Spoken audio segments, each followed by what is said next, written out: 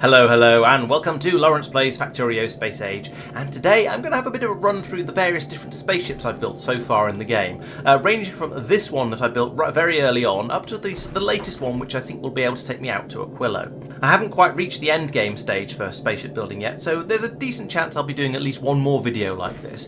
But let's take a look at what I've made so far. This is my very first space platform. The idea is that it pulls in all the different types of rocks across the top here, including Promethean ones, which just aren't going to appear in Nauvis orbit. But you know, I was putting them all in, so I thought I'd be complete. And then turns them into white science, which can then be shipped down to the ground. Now, this is very, very basic, but it works absolutely fine, as you can see. It doesn't do very much at the moment. I might expand it later if I decide I want to bring more stuff down to the ground. But it's got far more power than it needs. It's got separate grabbers for each of the different resource types, which because I think when I first built it, I didn't realise that you could have them just grab whatever and then program them by feeding signals into them. So they'll just grab their type of asteroid, they'll fill up on it, and then these can be crushed down by these machines, and we get everything we need. We can make the iron, we can make the ice, we can make the carbon, and that makes the science packs. So this is a very, very simple spaceship, as you can tell.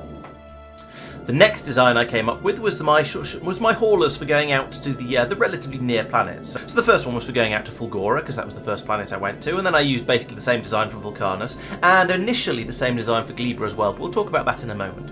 And so this ship has a belt that goes around the outside, as you can see here, which is carrying ammunition to keep all of the turrets ready, going and running merrily. And then there's grabbers all the way around the edge as well, which will pick up the resources and put it onto the inside of that same belt. So I've got one belt that takes everything that could be needed all the way by everything round the edge. And this is working quite nicely. As you can see, all the gun turrets are full. And then as the various types of asteroid chunks pass by here, they'll be loaded into the central storage system by these three inserters based on what's actually required. At the moment, we've got a supply of each of those in there, so it's not bothering to do anything. So this has been turned off, because it runs whenever there's less than 10 of its type of asteroid inside the central storage. And then up here we have the grabbers working when there's less than a certain amount of each one on the belt, and that's done by feeding a signal in. So we're reading the contents of the belt here, feeding it into a mathematron here, which is multiplying everything by -1. So we get a negative. So we subtract what's actually on the belt. We then add on the amount I want to have on the belt, and then feed that into all of the grabbers. So if there's ever less than the amount we're expecting on the belt, then the grabbers will be programmed with that particular rock type. So for example, if I dispose of all these carbonic asteroid chunks like that, then you can see immediately we start to grab them out of here. They're put into the storage system.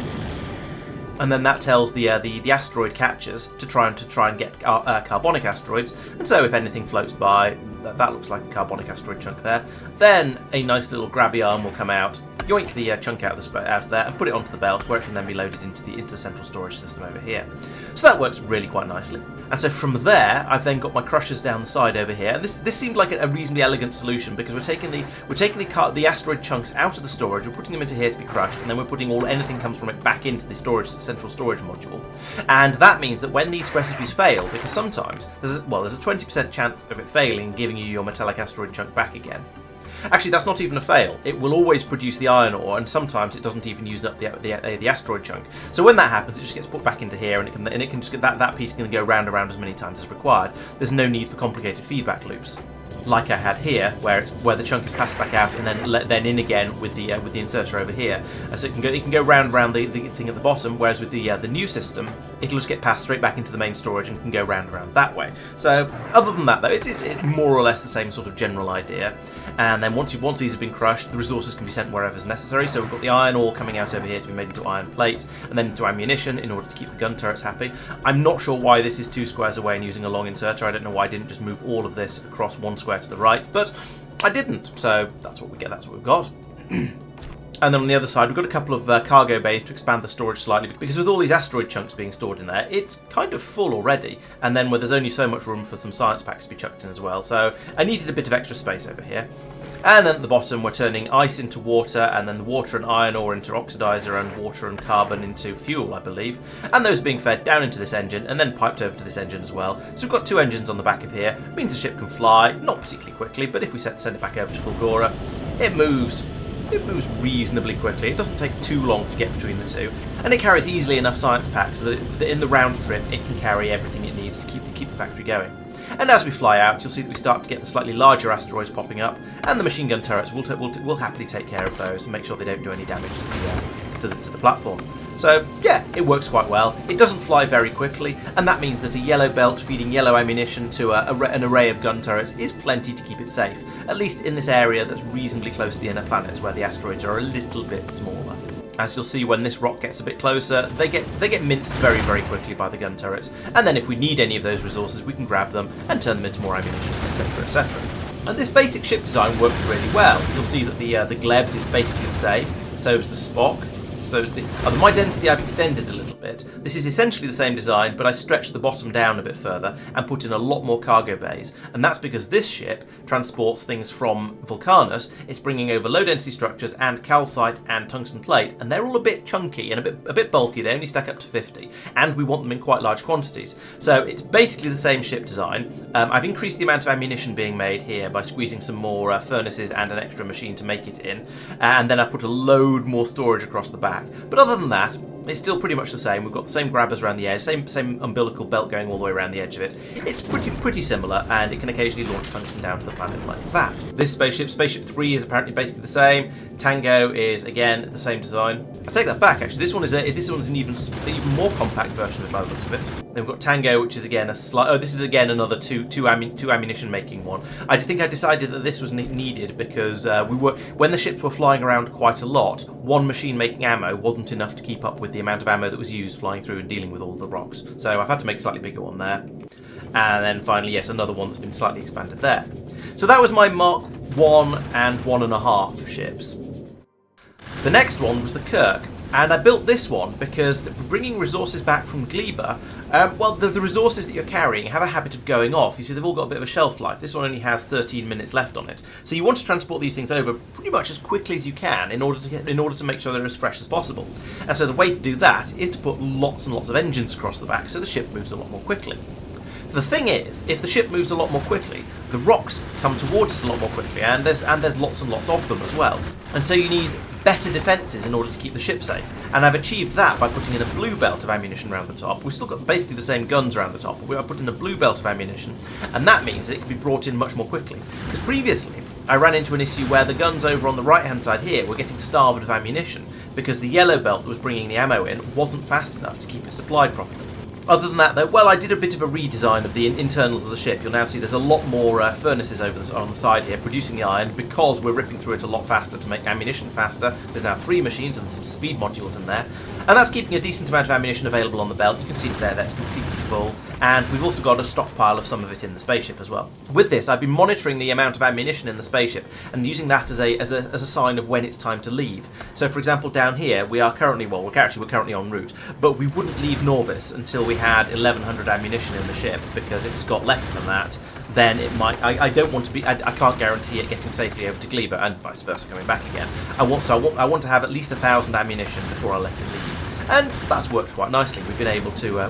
This ship has flown back and forth many times, and it has occasionally picked up some minor damage, but it basically works absolutely fine. And we're able to gather in a plentiful supply of resources because there's lots of all the different types of rocks here. So there's lots and lots of resources available. And then once again, we're using basically the same system. We're making sure there's a certain amount available on the belt, and then when the belt comes past here, we're loading in whatever's needed into the central storage, and then that can be passed out into the crushers over here. We've got 3 of them, and then an extra spare one over here because we apparently weren't producing enough iron.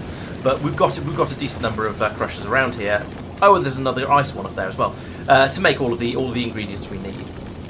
One difference I've made here is instead of having a separate inserters for each of the inputs, I've got one inserter, and we're programming that to one's filters based on what's in here and the amount that we'd like to have in here. But that's essentially the same way as we're loading up the belt from the grabbers. So I won't show you that one separately. This brings us on to my current latest design, which is called the Freezer, because it goes out to Aquilo. So let's start it flying, because then we'll see some big rocks and things will be a little bit more exciting. This one, I learned a lot from the earlier ships, and I rebuilt this one completely from scratch. So it's a lot neater. There are still some things that are a little bit weird about it, but I've managed to fix a number of those. So what's different about this one? Well, we've still got the same sort of storage system in the middle with the central space platform hub, and then a load of cargo bays stuck off to the side. But now, instead of feeding the crushers directly from the central storage and then having it feed back into them, I'm not putting the asteroid chunks into the central storage at all, because they're quite big. They only stack up to 1. And so having them in here is a massive waste of space. So now they're all flowing around this outer belt here, which is being loaded from the grabbers as before.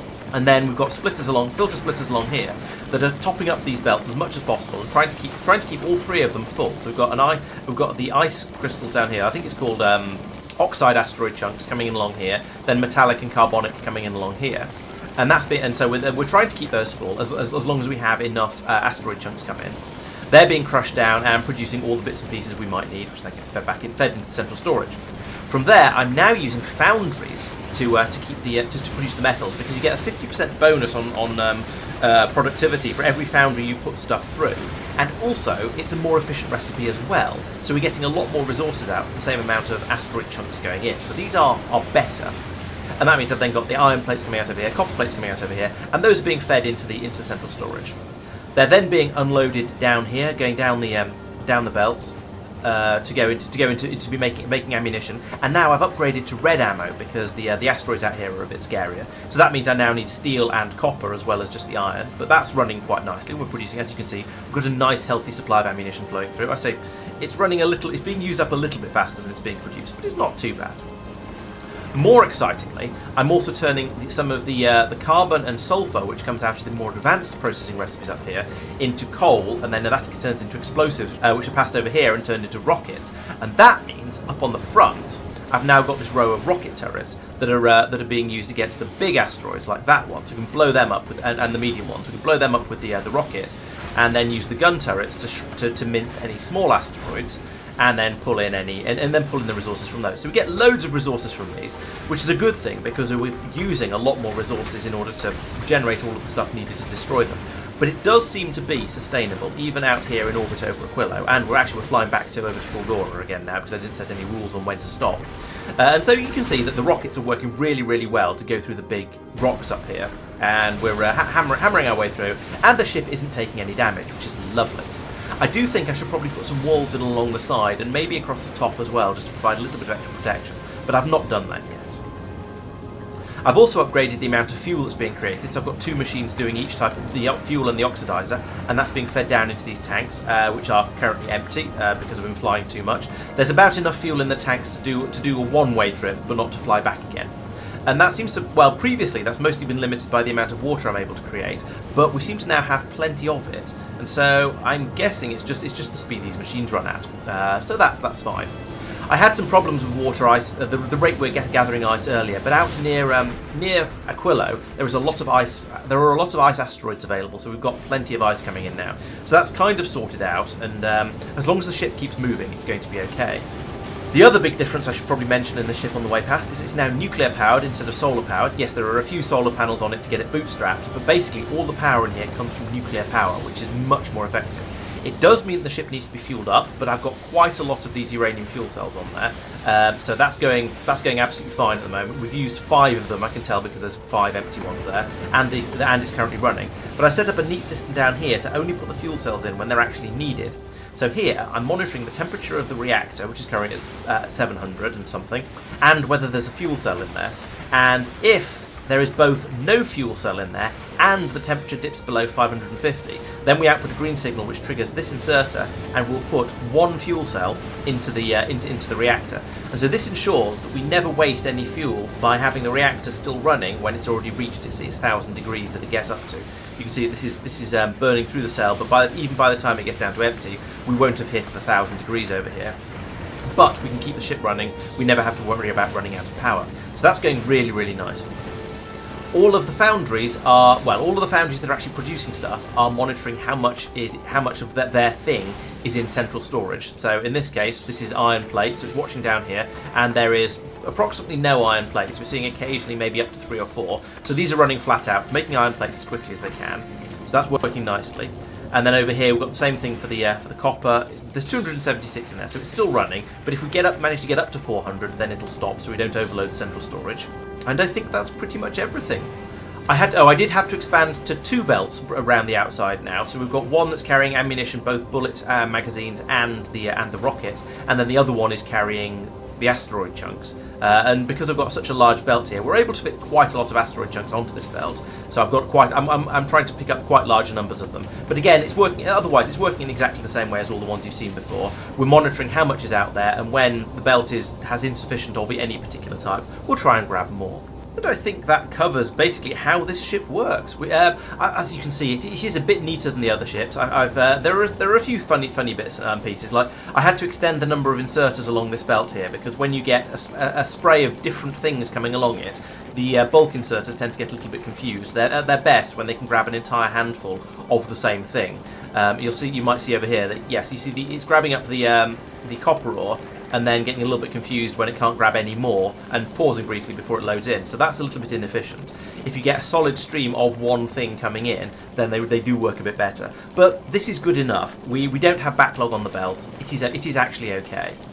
Oh, another thing to mention is that we have an alternative recipe here that is turning metallic asteroids into different types of asteroids. So there's a 40% chance of it giving you your metallic asteroid chunk back again, a 20% chance of turning it into a carbonic, 20% of oxide, and a 20% of not getting anything out on the other side at all. So I've got these ones running when there's an excess of their type of asteroid, but a shortage of the other ones. And I'm quite pleased with the way I've got it doing this. So I've got it monitoring all three input areas here. So there's 2 on this one out on here. So when these are all full, there will be 12 items there in total.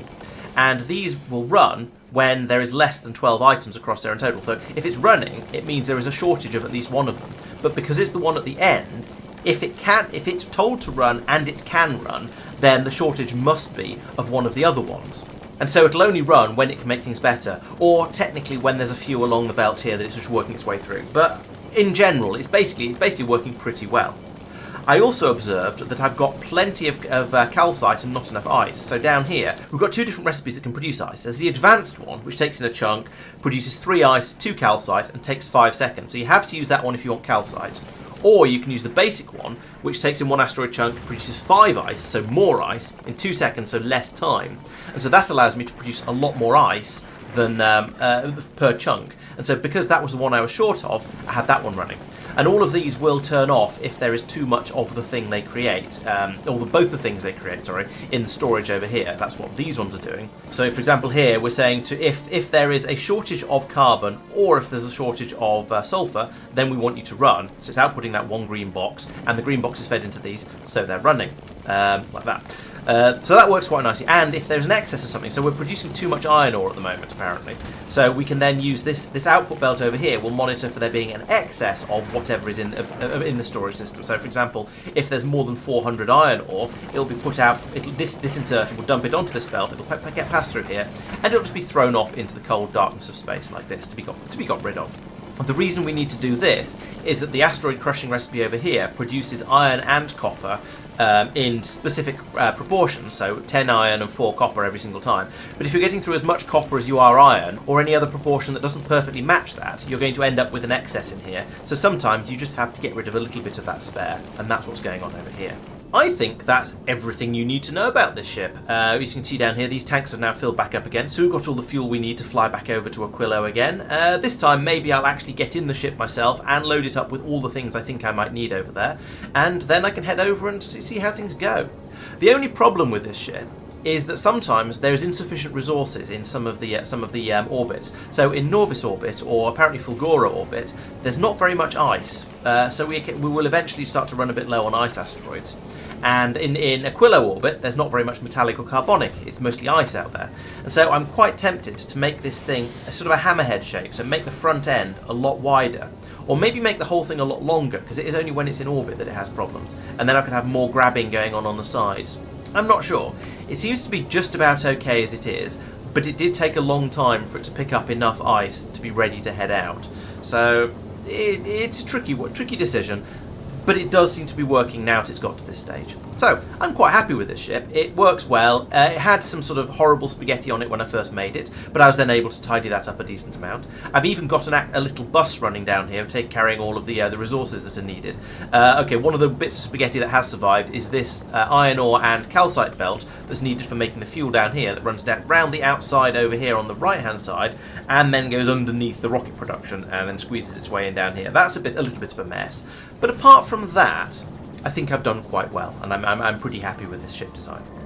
How have you been getting on with ship designs? Have you done anything drastically different to what I've done? If it's sort of post-Aquilo, then it's probably best not to tell me, because that would be a little bit spoilery. But if you've done basic ship designs where you've done something fundamentally different, it'd be interesting to hear about it. So let me know in the comments, please. There will be, of course, more streams coming out every Monday and Wednesday when I should be heading out to Aquilo, although that'll probably have happened by the time you see this video, and going out and messing around with other things. I'm also trying to keep the woodworking videos coming out, because I think they're quite fun and interesting as well, so please check those out if you haven't already. Come along to the streams, make sure you subscribe to the channel so you don't miss anything, and thank you very much for watching. I hope you've enjoyed the video, and that I'll see you next time. Bye bye.